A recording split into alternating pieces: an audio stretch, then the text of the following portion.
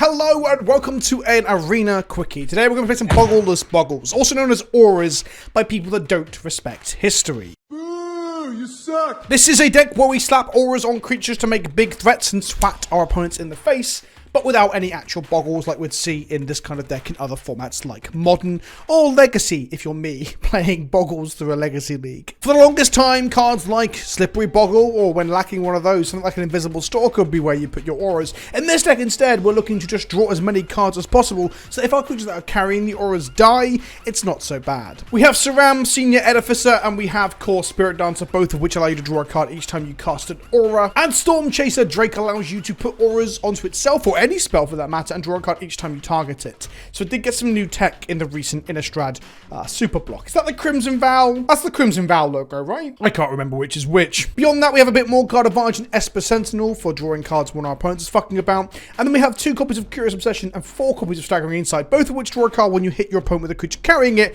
And Staggering Insight gives you lifelink, which means this deck has a very good matchup into most, if not all, creature-based aggro decks. Beyond that, we have some instances of unblockables, some vigilance, some flying. The main point is that a lot of our enchantments are very, very cheap, allowing us to put them onto our creatures for a low cost and draw cards and play more of them. So we can have quite explosive turns if we get to turn 4 or 5. Lastly, we have Lurrus in the sideboard. There are sideboard cards for playing best of 3. I'll put the link in the description below, but I'm playing best of 1 today. Of course, we're playing the cat, because the cat can get back anything we need, including both the engine cards and the enchantments themselves.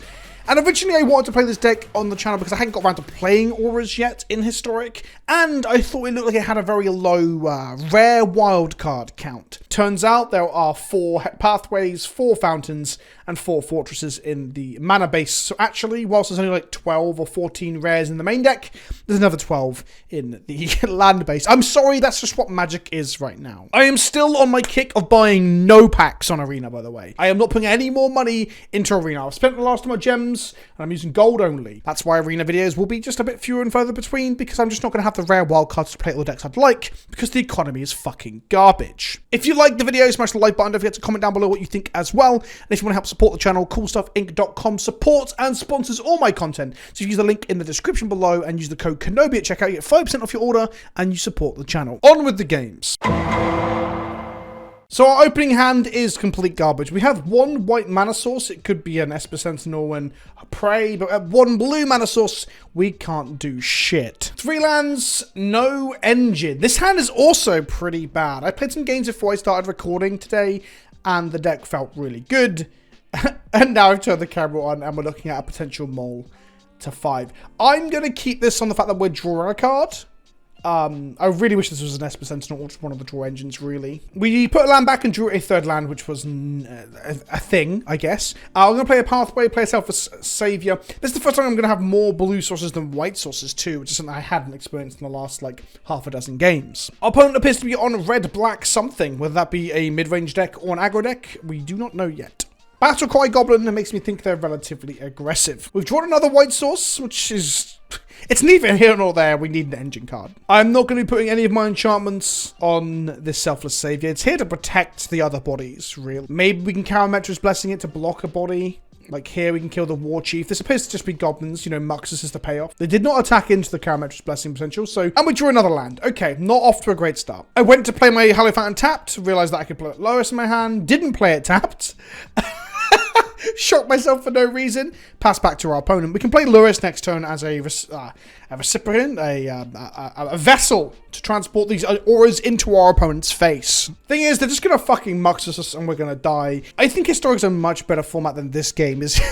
This game is showing. There's the Muxus. Maybe they whiff. I wouldn't describe that as a whiff, honestly. Also, all has haste as well. You know what? They haven't hit the best possible combination of things. If we don't draw one of our aura draw a card sort of engine cards next, I'm going to scoop it up. Although they did just matron for another Muxus, so actually I am just going to scoop it up.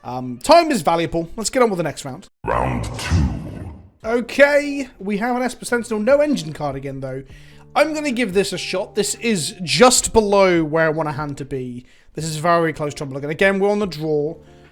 We do have a body, and we just mulled to 5, effectively. Or should have mulled to 5, should I say. We're against Goblins again, which is quite unusual. I haven't played against Goblins at all today until I turned the camera on, and now we've got it twice in a row. Our opponent comes in with the Skirt Prospector. Well, of course not blocking because this Sentinel is too valuable.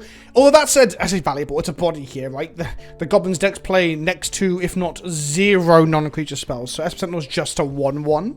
That counts as an artifact for us having, for all that glitters is gold. Core Spirit Dancer here is actually a very good draw though. So we're going to play the Spirit Dancer. And we're going to hope they don't go Black Source into Munitions Expert and kill the Spirit Dancer here. There is a world where we maybe put 1 enchantment on this Sentinel and don't play the core Spirit Dancer until we can pump it to avoid... okay, they're mono red from the looks of things, or they just don't have Black Source plus Munitions Expert. So we're in a good spot. Although they're attacking us for 7 here. I'm just going to block a 2/1 here. Just conserving some life, lowering their mana count. Okay, we're going to start with the Douche of Solidarity to give us Vigilance and an extra body for blocking with. We want to draw a Staggering Insight, really, because some life gain would be great. We take action and draw, because Court Spirit Dancer is a May. We then play Curious Obsession onto the Spirit Dancer, which allows us to draw a card here. I just realized that Douche is not the Vigilance one, it's the first strike one. We drew another land, so we're setting up for next turn. We don't actually play that many lands, so to draw so many lands instead of enchantments is kind of wild. We're going to get in for 6 here. I should not have played the Esper Sentinel before combat, because I could draw something more exciting like a Caradouche. We draw a card off of that, and we draw another Spirit Dance. Okay, we're in an okay spot. We're actually in an okay spot. They don't play a Muxus, but Skirt Prospector makes all their goblins into mana, so they just are going to cast a Muxus here. 6 mana Muxus. Hopefully it doesn't hit anything too good. Okay. Double Krenko. 1 goes to bin. Skirt Prospector, Goblin Chief, and everything has haste. Krenko activates, makes that many 2/2s, and then we just die, I think. They're going to keep back some blockers here as opposed to going all in, which is interesting. Which means I can just throw the Sentinel under the bus and take 6. Now, we want to give this flying and gain lifelink. That's where we want to be at. The Krenko does kill us, so we actually probably want a combination of all that glitters.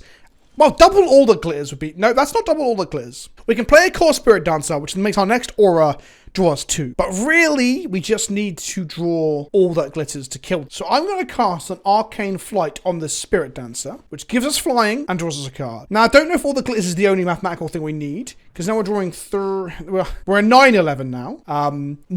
That is a weird sentence to say out loud. We're then going to give this +3 here, and we're going to hit one more 1 white enchantment, I believe, to give us lethal. And we drew the Staggering Insight.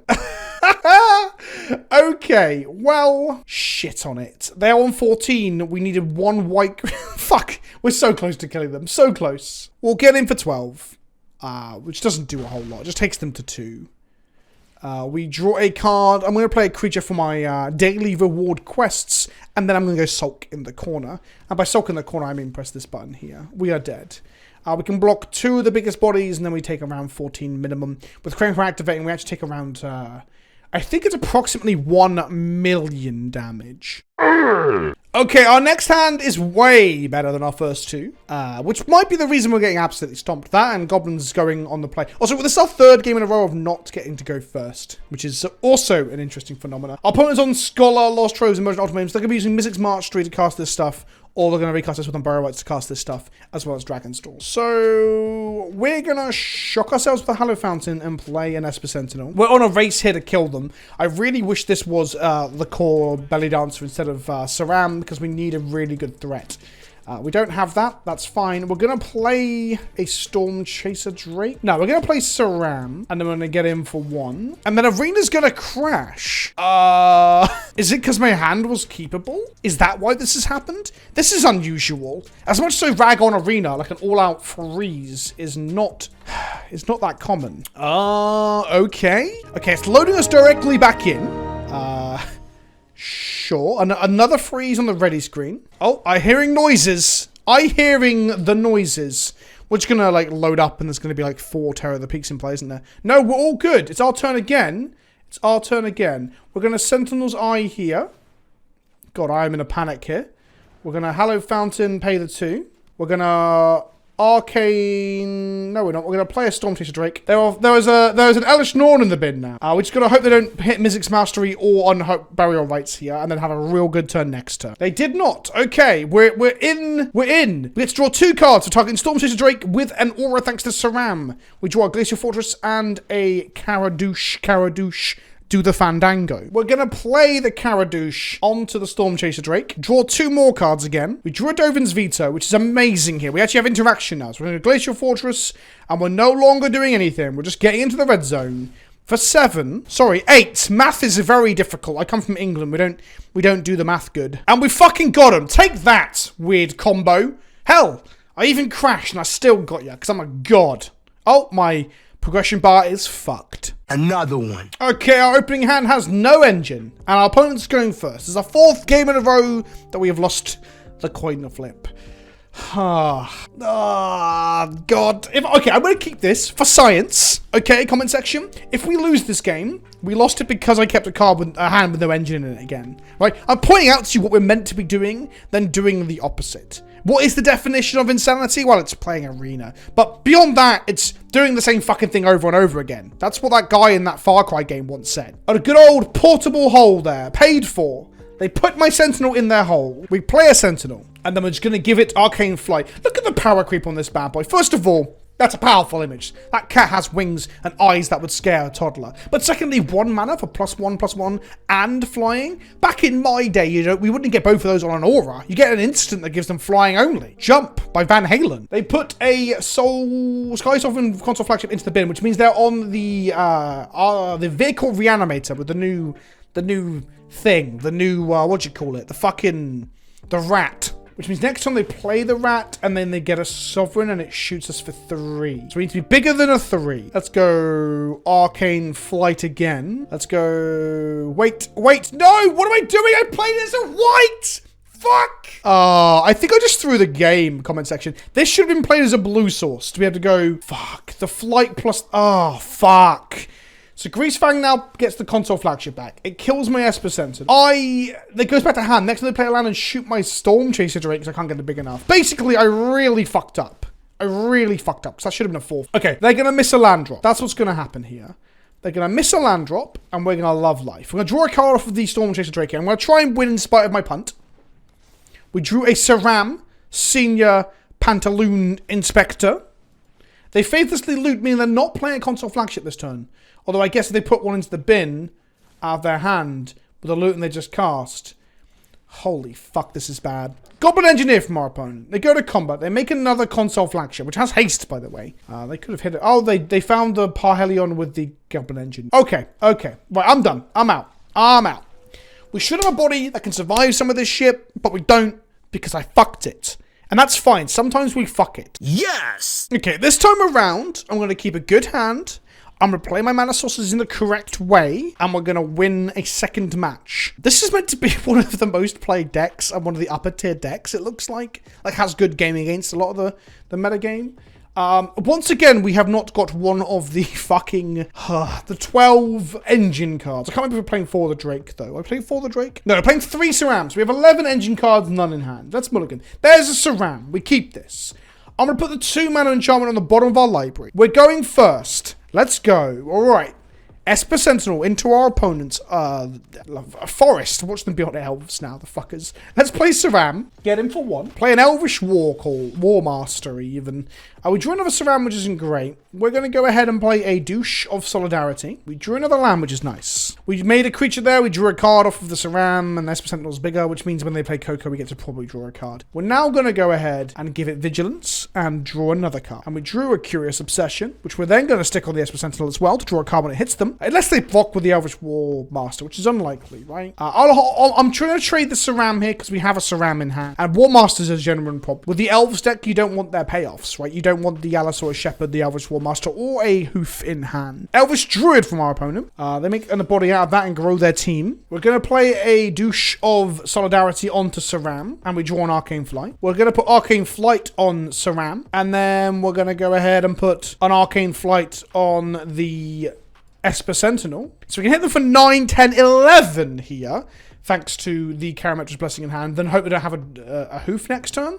That's kind of where we've got to be at. So let's play a Selfless Savior. We're going to get in for 9, which puts them dead in the air next turn if they don't Hoof us. But they've also got 7 mana to Elvish War Master us, but they don't really have enough bodies to make that effective. Even a Crater Hoof might not get there, as we do have 8 power and 8 toughness, should I say. Garen Brigg from our opponent, Realm Walker from our opponent. This doesn't feel like a big Hoofy turn.